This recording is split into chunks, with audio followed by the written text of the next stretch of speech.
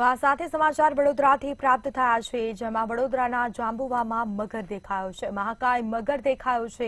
સમાચાર સામે આવ્યા, પૂરના પાણી સાથે મગર રહેણાંક વિસ્તારમાં ચઢી આવ્યો છે, જેના સીધા દ્રશ્યો પણ અમે આપને બતાવી રહ્યા છે. પાણી ઉતરતા મગર વિસ્તારમાં નજરે પડ્યો છે, જેમાં જાંબુવા સ્થિત શુભ બંગલોમાં વધુ એક મગર દેખાયો છે. મહાકાય મગરનું રેસ્ક્યુ કરી અને ફોરેસ્ટને સોંપવામાં આવ્યો છે.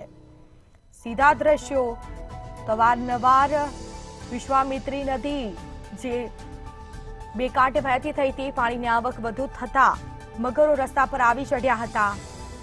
તો પૂરના પાણી સાથે મગર પણ રહેણાંક વિસ્તારમાં આવી ચડ્યા હતા. આજ રોજ અમારા હેલ્પલાઇન નંબર પર કોલ આવ્યો હતો કે શુભ બંગલોના ગેટ પર મગર મહાકાય દેખાય છે. ત્યારબાદ અમારા સેવ વાઇલ્ડલાઇફ ટ્રસ્ટના તમામ મેમ્બર અને ફોરેસ્ટ ડિપાર્ટમેન્ટના અધિકારી જિગ્નેશભાઈને સાથે રાખીને 1.5 ફૂટનો મગર સેફલી રેસ્ક્યુ કરવામાં આવે છે. ત્યારબાદ એ મગરને અમે રેસ્ક્યુ કરીને ફોરેસ્ટ ડિપાર્ટમેન્ટમાં